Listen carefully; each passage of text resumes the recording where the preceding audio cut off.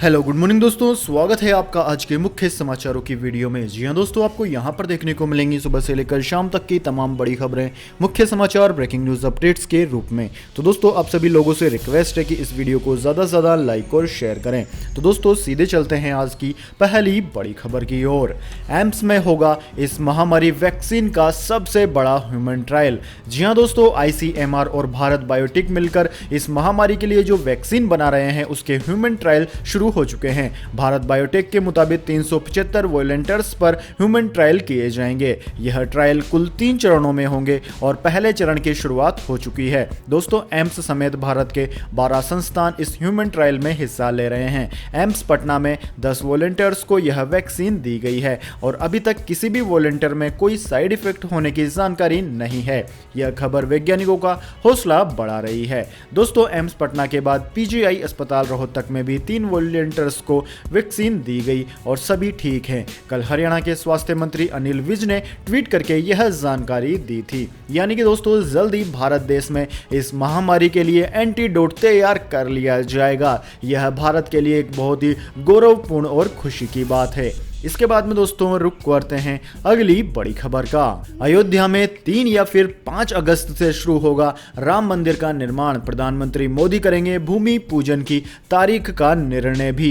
जी हां दोस्तों, उत्तर प्रदेश के अयोध्या में राम मंदिर निर्माण को लेकर बड़ी खबर आ रही है। प्रधानमंत्री नरेंद्र मोदी को भूमि पूजन के लिए 3 अगस्त और 5 अगस्त की तारीख भेजी गई है। जो भी तारीख फाइनल की जाएगी उस दिन प्रधानमंत्री भूमि पूजन के लिए अयोध्या पहुंच सकते हैं। प्रधानमंत्री कार्यालय यानी कि PMO की मंजूरी के बाद राम मंदिर निर्माण की तारीख का निर्णय होगा। दोस्तों शनिवार को राम जन्मभूमि तीर्थ ट्रस्ट के सदस्य कामेश्वर चौपाल ने कहा कि प्रधानमंत्री को भूमि पूजन के लिए 3 और 5 अगस्त की तारीख भेजी गई है। इन दोनों में से जिस भी तारीख पर वह सहमति जताएंगे उस दिन राम मंदिर का भूमि पूजन किया जाएगा। और साथ ही उन्होंने बताया कि राम मंदिर 161 फीट ऊंचा होगा। इसमें 3 की बजाय 5 गुंबद अब बनाए जाएंगे। ट्रस्ट के सदस्य रामलला के दर्शन के लिए रवाना हो गए हैं। दोस्तों आपकी जानकारी के लिए बता दें, पहले मंदिर 131 फीट ऊंचा होना था जिसे कि अब 161 फीट कर दिया गया है, जबकि पहले 3 गुंबद बनाए जाने थे जिनको अब बढ़ाकर 5 कर दिया गया है। इसके बाद में दोस्तों रुक पड़ते हैं अगली बड़ी खबर का। हुआवे, अलीबाबा समेत चीनी आर्मी से जुड़ी 7 कंपनियों पर भारत में हो सकता है बड़ा एक्शन। जी हां दोस्तों, हुआवे, अलीबाबा समेत चीनी आर्मी से जुड़ी 7 कंपनियों पर भारत में बड़ा एक्शन लिया जा सकता है। ये सभी 7 चीनी कंपनियां मोबाइल और टेक सेक्टर से ही नहीं जुड़ी हैं, लेकिन इन्होंने भारत की विभिन्न इंडस्ट्रीज में विशाल स्तर पर निवेश भी किया हुआ है। हुआवे और अलीबाबा जैसी बड़ी चीनी कंपनियां जो संभवतः प्रत्यक्ष या अप्रत्यक्ष रूप से चीनी आर्मी से जुड़ी हुई है, इनके खिलाफ भारत में एक्शन हो सकता है। चीनी कंपनियां उन 7 कंपनियों में से एक है जिनके खिलाफ भारतीय खुफिया सूत्रों ने रिपोर्ट दी है कि इन सभी के तार सीधे पीपल लिबरेशन आर्मी यानी कि PLA से जुड़े हुए हैं। इसके बाद दोस्तों रुक करते हैं अगली बड़ी खबर का। राजस्थान के मुख्यमंत्री अशोक गहलोत ने राज्यपाल से की मुलाकात। सूत्रों के मुताबिक बहुमत साबित करने को है तैयार। जी हां दोस्तों, राजस्थान में जारी सियासी उठापटक के बीच मुख्यमंत्री अशोक गहलोत ने राज्य के राज्यपाल कलराज मिश्र से मुलाकात की। अशोक गहलोत ने राज्यपाल को राज्य की ताजा सियासी स्थिति से अवगत कराया, साथ ही उनके पास बहुमत होने का तर्क भी दिया। सूत्रों के मुताबिक गहलोत ने यह भी कहा कि जरूरत पड़ी तो वे सदन में बहुमत साबित करने के लिए तैयार हैं। दोस्तों बुधवार को विधानसभा का सत्र बुलाया जा सकता है। आज बीजेपी नेता गुलाब चंद कटारिया ने कहा था कि हम बहुमत परीक्षण की मांग नहीं करते, लेकिन अगर अशोक गहलोत को लगता है कि उनके पास बहुमत है तो उन्हें सदन में इसे साबित करना चाहिए। इसके बाद में दोस्तों रुक करते हैं अगली बड़ी खबर का। गहलोत और पायलट के बीच जारी उठापटक में वसुंधरा राजे ने पहली बार तोड़ी चुप्पी। कहा इधर लोग इस महामारी से मर रहे हैं, उधर कांग्रेस की सियासत खत्म नहीं हो रही। जी हां दोस्तों, राजस्थान में चल रही अशोक गहलोत बनाम सचिन पायलट की लड़ाई में आरोप प्रत्यारोप का दौर जारी है। पक्ष विपक्ष दोनों तरफ से बयानबाजी जोरों पर है। काफी पॉलिटिकल ड्रामे के बाद अब जाकर पूर्व मुख्यमंत्री वसुंधरा राजे की ओर से कुछ बयान आया है। अब तक उन्होंने सीधे तौर पर कुछ नहीं कहा था। अपने ऑफिशियल ट्विटर हैंडल में वसुंधरा राजे ने एक फोटो शेयर किया, साथ ही कांग्रेस को एक बड़ी नसीहत दे दी। ट्वीट में वसुंधरा राजे की ओर से लिखा गया है कि दुख की बात है कि कांग्रेस के भीतर चल रही सियासत का खामियाजा राजस्थान की जनता को झेलना पड़ रहा है, वो भी तब जब सूबे में इस महामारी ने 500 से ज्यादा लोगों की जान ले ली है। पॉजिटिव केस 28,000 के पार पहुंच गए हैं। टिड्डी दल किसानों पर, खेतों पर हमला कर रहे हैं। राज्य में बिजली को लेकर समस्याएं हैं। दोस्तों, खबर लिखे जाने तक वसुंधरा राजे के इस ट्वीट को 539 लोगों ने रीट्वीट कर दिया था, साथ ही 3000 से ज्यादा लाइक्स उनको मिल गए थे। दोस्तों, पूर्व मुख्यमंत्री वसुंधरा राजे ने अपने ट्वीट में लिखा कि राजस्थान की जनता कई परेशानियों से गुजर रही है, लेकिन कांग्रेस की सियासत खत्म होने का नाम नहीं ले रही है। इसके बाद में दोस्तों अगली बड़ी खबर, पहली बार दुनिया में 100 घंटे के अंदर इस महामारी के 10 लाख से ज्यादा केस। जी हां दोस्तों, पूरी दुनिया में इस महामारी के संक्रमित मरीजों का आंकड़ा 1.4 करोड़ के पार पहुंच गया है। एक गणना के मुताबिक पहली बार 10 लाख केस बढ़ने में केवल 100 घंटे लगे हैं। दोस्तों, जनवरी की शुरुआत में चीन में इस महामारी का पहला केस आया था और 10 लाख केस पहुंचने में 3 महीने लगे थे, लेकिन अब वक्त ऐसा आ चुका है कि पिछले 100 घंटे में ही 10 लाख केस पार हो गए हैं। वैसे दोस्तों, बात की जाए पूरी दुनिया और भारत में इस महामारी के कितने केस हो गए हैं, तो दोस्तों सबसे पहले दोस्तों जान लेते हैं कि पूरी दुनिया में क्या है हालात। तो दोस्तों, पूरी दुनिया में इस महामारी से अब तक 1 करोड़ 41 लाख से ज्यादा लोग प्रभावित हो चुके हैं। इतने संक्रमित मरीज सामने आ चुके हैं। साथ ही मौतों का आंकड़ा 6 लाख को पार कर गया है। दोस्तों, इस महामारी का सबसे ज्यादा दंश अमेरिका झेल रहा है, जहां पर लगभग 37 लाख के करीब मरीजों का आंकड़ा पहुंच गया है, जिनमें से 1,40,000 से ज्यादा लोगों ने जान गंवा दी। इसके बाद में दोस्तों ब्राजील का नंबर आता है, जहां पर 20 लाख से ज्यादा केस हैं और वहां पर 77,000 से ज्यादा मौतें हो चुकी है। इसके बाद में दोस्तों India, Russia, Peru, South Africa, Mexico, Chile, United Kingdom आदि देशों का नाम आता है। इसके बाद में दोस्तों जान लेते हैं क्या है भारत की स्थिति। लेकिन दोस्तों उससे पहले मेरी आपसे एक छोटी सी रिक्वेस्ट है, अगर दोस्तों आपको अभी तक हमारी न्यूज़ पसंद आई है तो इसे एक छोटा सा लाइक जरूर दें। तो दोस्तों जान लेते हैं क्या है भारत का मामला। तो दोस्तों भारत में इस वक्त तक 10,66,000 से ज्यादा मरीज सामने आ चुके हैं। साथ ही मरने वालों का आंकड़ा 26,000 को पार कर गया है। पिछले 24 घंटे के दौरान भारत में 35,000 नए केस सामने आए हैं, जो कि अब तक का रिकॉर्ड है।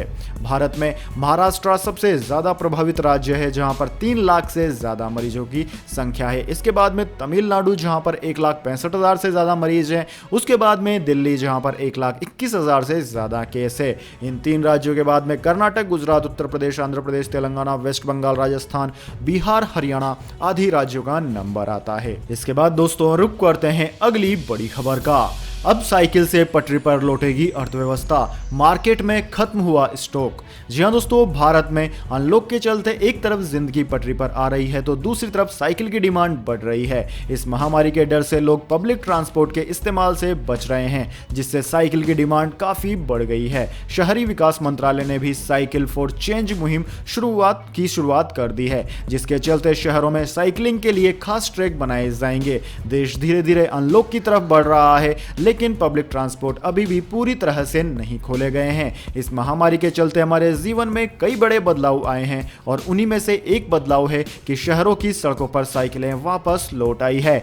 कोई पब्लिक ट्रांसपोर्ट न खुलने की वजह से साइकिल चला रहा है, तो कोई इसे जिम का विकल्प मान रहा है, और इस सबसे ऊपर है इस महामारी का डर। वैसे दोस्तों साइकिल चलाने से कई सारे फायदे होते हैं। आपकी सेहत अच्छी होती है, दुनिया में प्रदूषण का लेवल कम होता है, आप पेट्रोल के पैसे बचा पाते हैं, और सबसे अच्छा फायदा यह है कि आप सोशल डिस्टेंसिंग का भरपूर तरीके से पालन कर पाएंगे। वैसे दोस्तों कमेंट करके बताइए कि क्या आप भी साइकिल का इस्तेमाल करते हैं या नहीं। हम तो साइकिल का इस्तेमाल जरूर करते हैं। इसके बाद में दोस्तों अगली बड़ी खबर, LIC पॉलिसी धारकों के लिए अलर्ट, डिजिटल ट्रांजैक्शन करने से पहले ध्यान रखें 5 बातें। जी हां दोस्तों, भारतीय जीवन बीमा निगम लिमिटेड यानी कि LIC ने अपने 30 करोड़ से अधिक पॉलिसी धारकों के लिए डिजिटल भुगतान करते वक्त अलर्ट जारी किया है। इस महामारी के काल में ज्यादातर लोग अपनी पॉलिसी के प्रीमियम का भुगतान नेट बैंकिंग या फिर मोबाइल बैंकिंग के जरिए कर रहे हैं। हालांकि ऐसे में लोगों के साथ धोखाधड़ी भी हो रही है,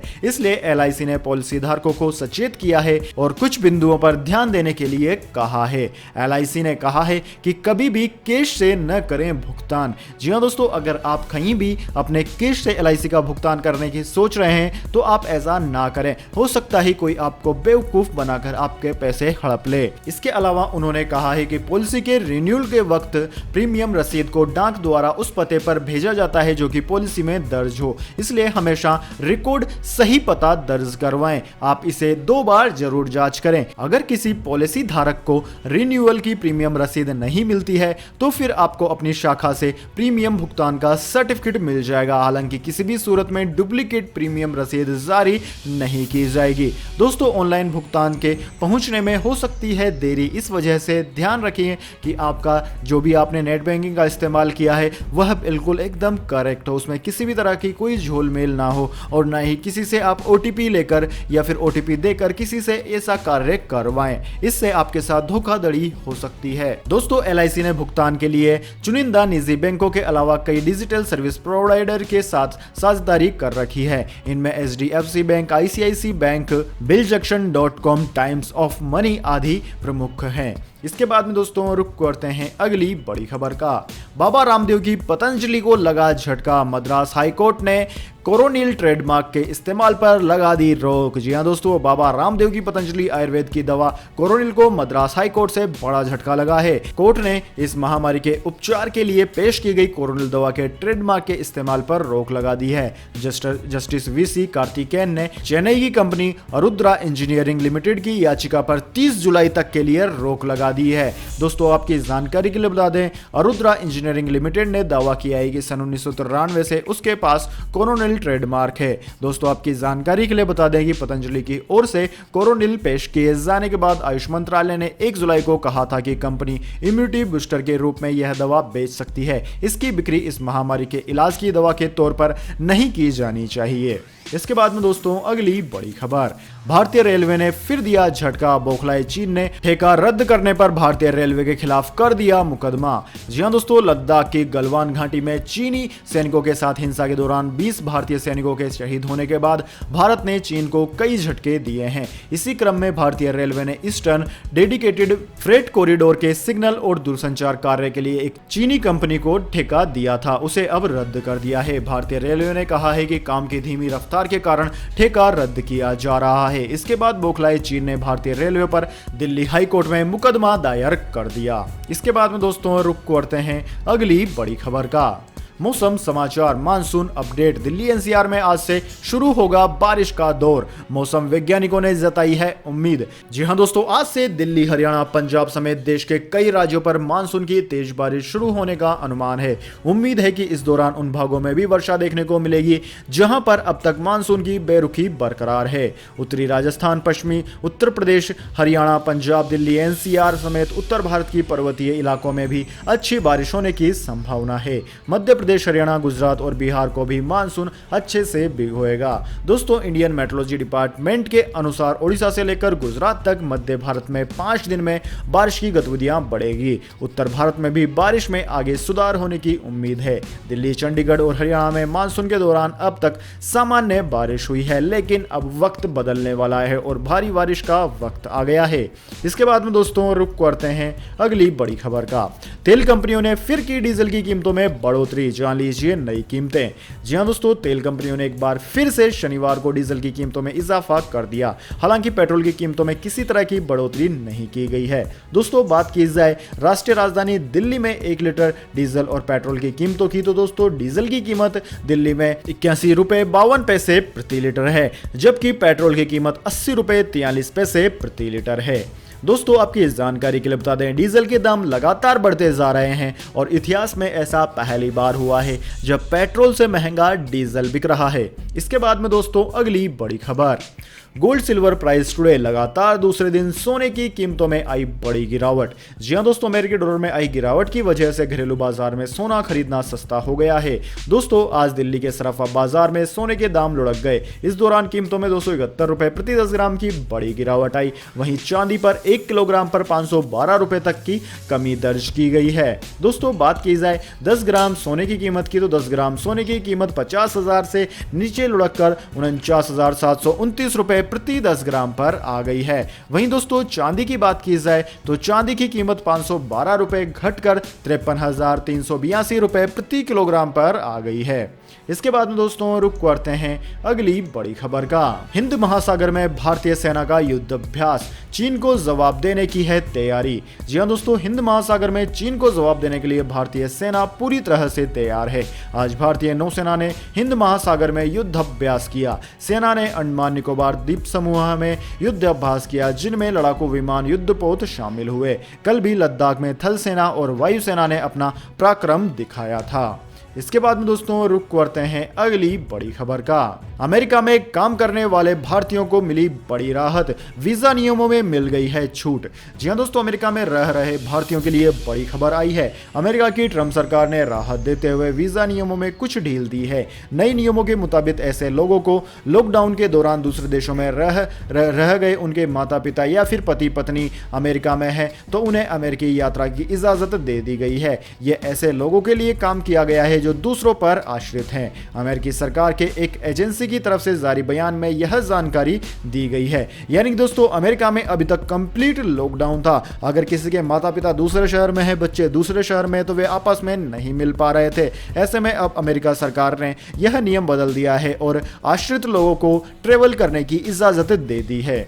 इसके बाद में दोस्तों रुक करते हैं अगली बड़ी खबर का। इस महामारी के काल में स्मार्टफोन की बिक्री पर लगा ग्रहण, जून तिमाही में 48% गिर गई सेल। जी हां दोस्तों, इस महामारी के चलते हुए लॉकडाउन की वजह से स्मार्टफोन की बिक्री पर काफी असर देखने को मिला है। रिसर्च फर्म कैनालिस्ट के मुताबिक जून तिमाही में स्मार्टफोन शिपमेंट 48% गिरकर 17.3 मिलियन यूनिट पर रह गया है। कैनालिस्ट ने कहा है कि इस दौरान स्मार्टफोन कंपनियों विक्रेताओं को काफी दिक्कतों का सामना करना पड़ा। इस दौरान जहां उत्पादन भी कम हो गया, वहीं ऑनलाइन और ऑफलाइन रिटेलर्स को भी फोन बेचने से मना कर दिया गया था। तो दोस्तों यह थे आज के मुख्य समाचार। इसके बाद दोस्तों अब बारी आती है आज के माइंड क्विज क्वेश्चन की। जी हां दोस्तों, एक आसान से सवाल का जवाब देकर आप जीत सकते हैं एक अमेजिंग सरप्राइज गिफ्ट हमारे यूट्यूब चैनल की ओर से। तो दोस्तों आज का सवाल आपकी स्क्रीन पर आ चुका है। दोस्तों आपको बताना है कि अशोक स्तंभ में कितने शेर हैं। जी हां दोस्तों, अगर आप जानते हैं कि भारत के अशोक स्तंभ में कितने शेरों की आकृति बनी हुई है तो जल्दी से अपना उत्तर कमेंट बॉक्स में लिख दीजिए। अगर आपका जवाब होता है एकदम सही और आप चुन ले जाते हैं लक्की विजेता के रूप में, तो आपको मिलेगा एक अमेजिंग सरप्राइज गिफ्ट हमारे यूट्यूब चैनल की ओर से। तो दोस्तों जल्दी से अपना उत्तर कमेंट बॉक्स में लिख दीजिए, वीडियो को लाइक कर लीजिए और चैनल को सब्सक्राइब करके बेल आइकन भी दबा लीजिए। धन्यवाद। वंदे मातरम। जय हिंद, जय भारत।